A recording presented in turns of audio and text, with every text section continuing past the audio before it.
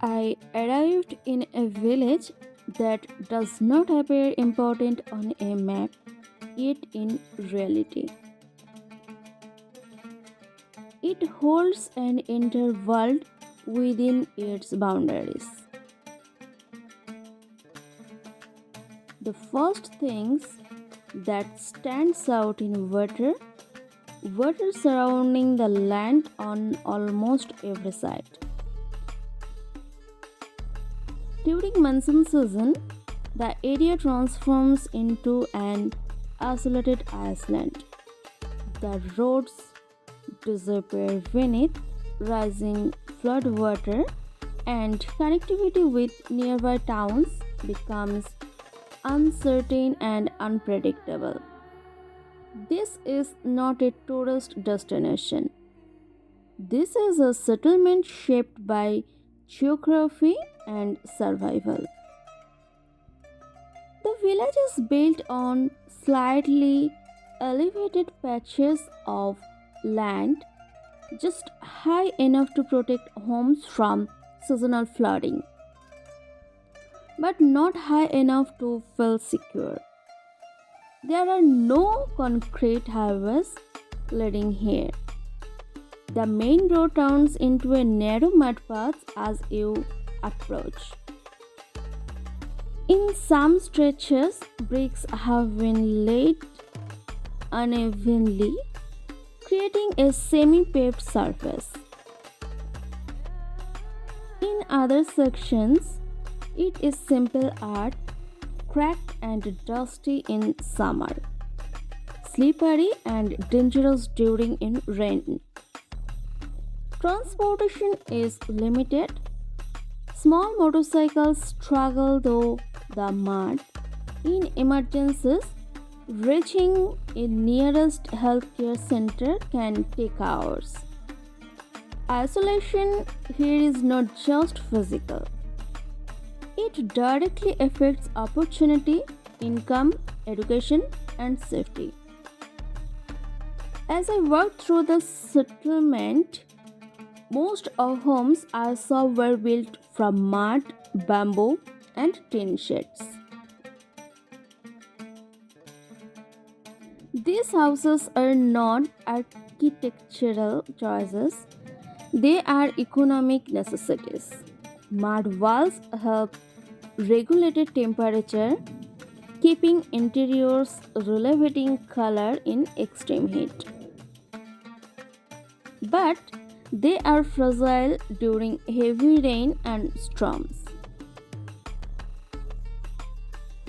Only two or three concrete houses stand in contrast, clear indicators of families who either have members working in cities or slightly better financial stability. The majority of residents belong to economically vulnerable backgrounds. Daily wages, small scale farming, fishing, or manual labor sustain their households. There are no factories, no offices, no industrial presence, only land and water. Income here is seasonal. If crops fail or food waters destroy harvests, the financial impact is immediate and severe. There is no visible sign of rapid modernization. Internet connectivity is weak, mobile networks fluctuate, electricity supply is inconsistent, especially during storms. Drainage systems are minimal.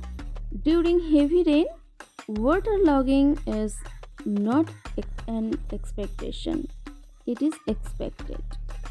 There are no shopping complexes, no healthcare clinics within walking distance, and no structured marketplace inside the village itself.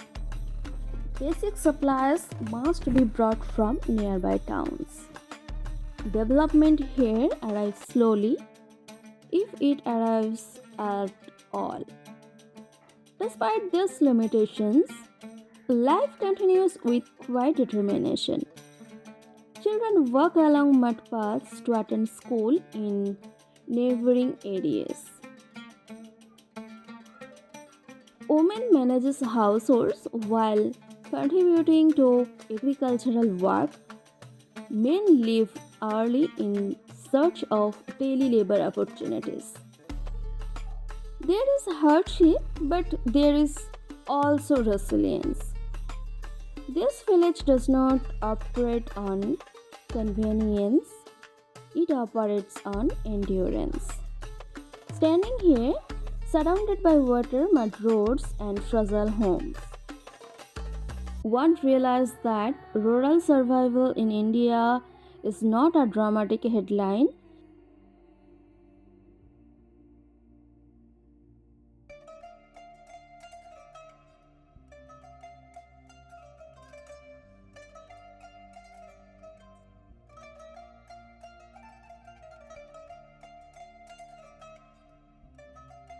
It is a silent, ongoing reality for millions.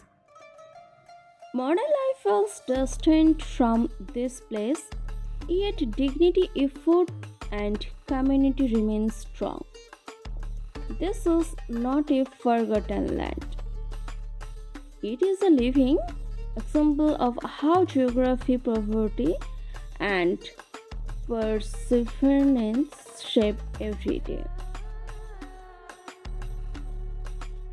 Education in this village exists, but access to it is fragile. The nearest government school is located several kilometers away.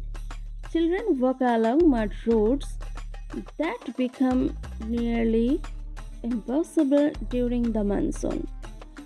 Attendance often depends not only on willingness but on weather conditions. Dropout rates increases as children grow older. By the time they reach adolescence, many boys are expected to contribute to family income, while girls are often burdened with domestic responsibilities. Digital education, which transformed urban classrooms, has rarely touched this place. Limited electricity, unstable network connectivity, and lack of smartphones make online learning almost impossible. Ambition is present, infrastructure is not. There is no primary health center within the village itself. For minor illnesses, residents rely on local remedies or untrained practitioners. For serious medical emergencies, childbirth complications, high fever, injuries, families must travel to the nearest town. During flood season, the journey becomes risky. Transportation delays can turn treatable conditions into life threatening situations.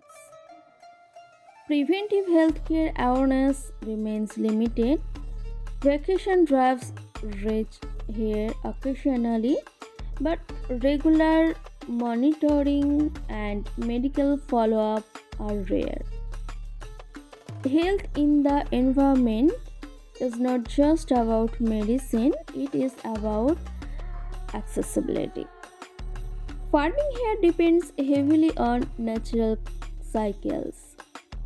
The fields are small, fragmented, and mostly rain fed. There are no advanced irrigation systems. When rainfall is adequate, crops survive.